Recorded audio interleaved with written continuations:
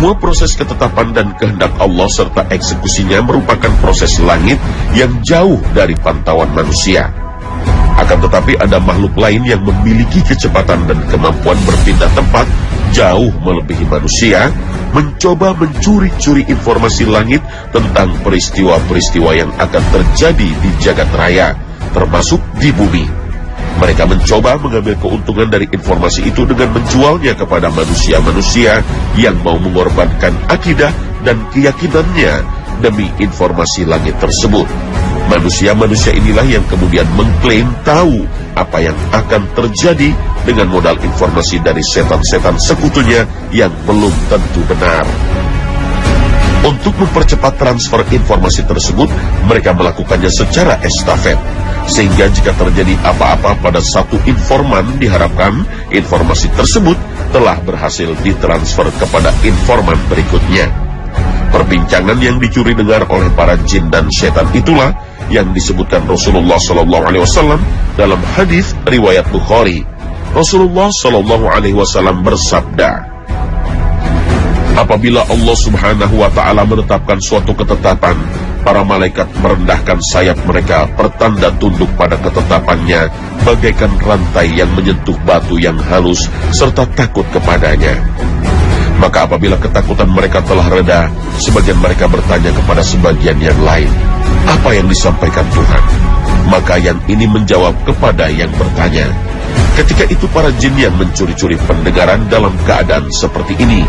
Perawi hadis itu menunjukkan tangan kanannya dengan merenggangkan jari-jarinya satu di atas yang lain.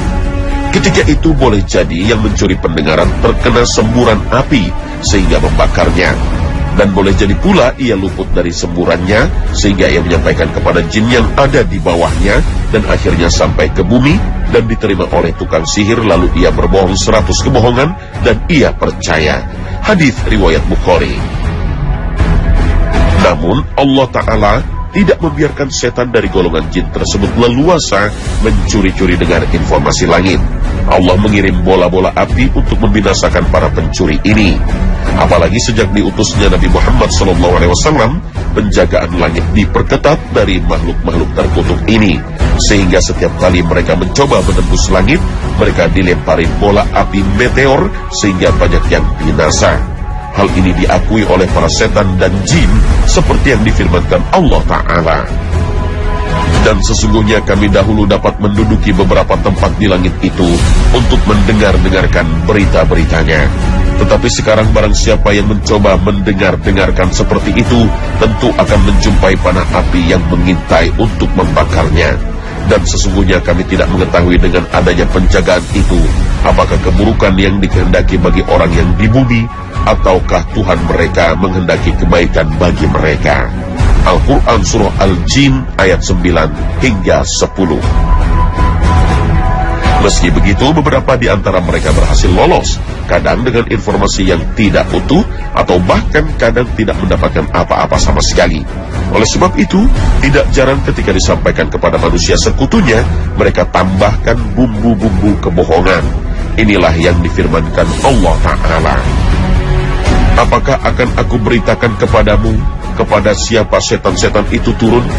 Mereka turun kepada tiap-tiap pendusta lagi yang banyak dosa. Mereka menghadapkan pendengaran kepada setan itu, dan kebanyakan mereka adalah orang-orang pendusta. Al-Quran Surah Asy-Syu'ara ayat 221 hingga 223. Dan manusia-manusia ini tentu tidak begitu saja menyampaikan kepada kliennya. Informasi yang sudah tidak valid itu kemudian mereka bumbui lagi supaya lebih menarik, supaya terlihat lebih meyakinkan.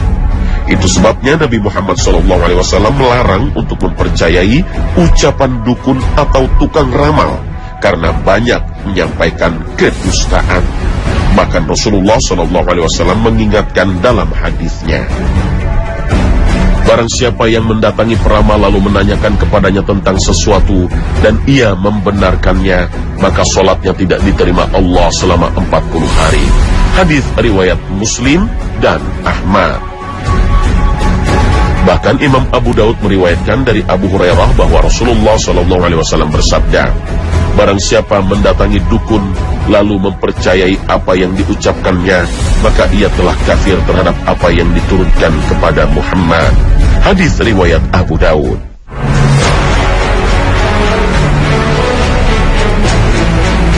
Itulah sekelumit rahasia langit yang tidak mungkin diketahui dengan nalar manusia.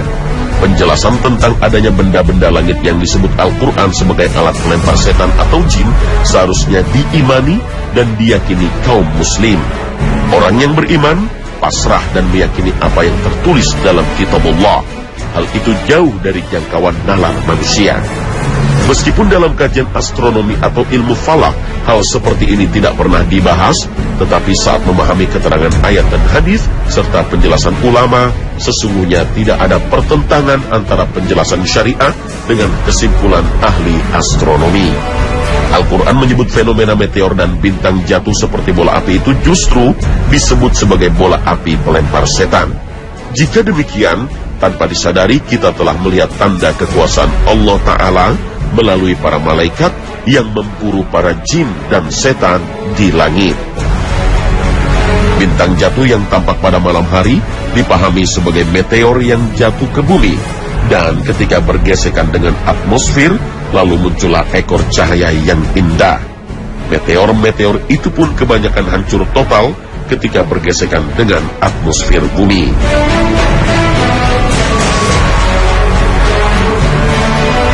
Mitologi orang-orang terdahulu menganggap bahwa bintang jatuh berasal dari dunia lain yang membawa keberkahan dan bisa mengabulkan keinginan.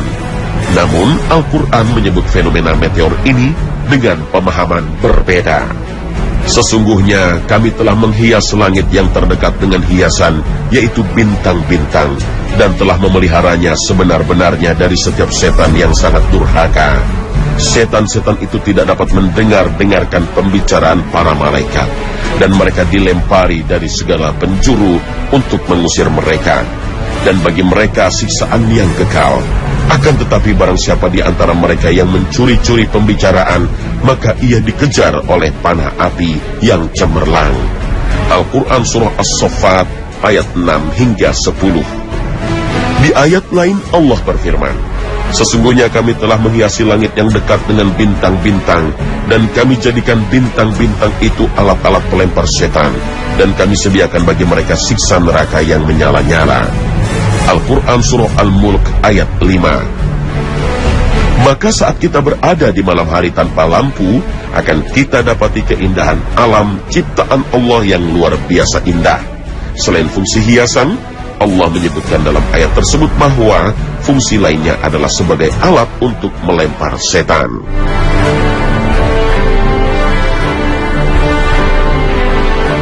Para ulama juga menduga bahwa kalimat alat pelempar setan yang dimaksud di sini adalah meteor, karena tidak mungkin bintang-bintang yang sedemikian besar meninggalkan posisinya untuk melontar jin yang mencuri dengar. Ada juga beberapa pakar yang mengatakan bahwa lontaran panah api itu bukan meteor, tetapi adalah sinar kosmis yang bersumber dari bintang-bintang yang terpencar di alam raya. Persatuan Astronomi Internasional pada sidang umum ke-9 di tahun 1961 mendefinisikan hujan meteorit sebagai benda padat yang berada atau bergerak dalam ruang antar planet. Meteorit memiliki ukuran lebih kecil daripada asteroid dan lebih besar dari sebuah atom atau molekul. Ketika memasuki atmosfer sebuah planet, meteorit akan terpanaskan dan akan menguap sebagian atau seluruhnya.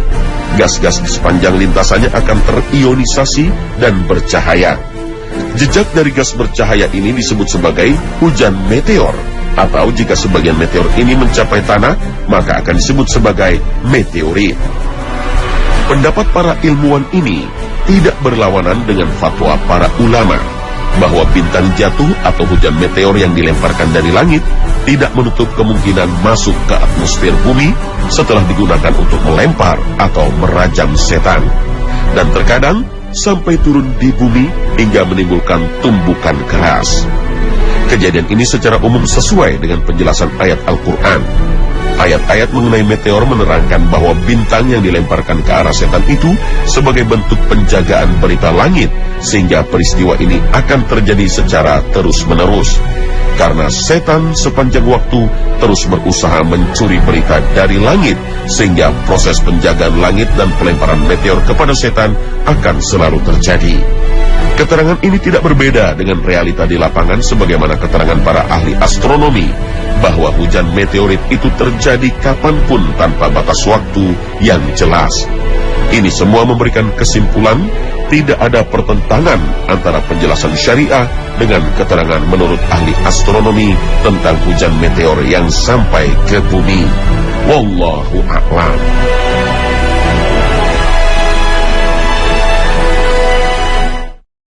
Bersabda, bersemangatlah atas hal-hal yang bermanfaat bagimu. Minta tolonglah pada Allah, jangan engkau lemah. Jika engkau tertimpa suatu musibah, maka janganlah engkau katakan, seandainya aku lakukan demikian dan demikian. Akan tetapi hendaklah kau katakan, ini sudah jadi takdir Allah. Setiap apa yang telah Dia kehendaki pasti terjadi. Karena perkataan lau atau seandainya dapat membuka pintu setan. Hadis riwayat Muslim. Pemirsa Khazanah, semoga Allah Subhanahu wa Ta'ala meneguhkan iman kita pada ketetapan-ketetapannya. Amin ya Rabbal Alamin. Terima kasih atas perhatian Anda. Wassalamualaikum warahmatullahi wabarakatuh.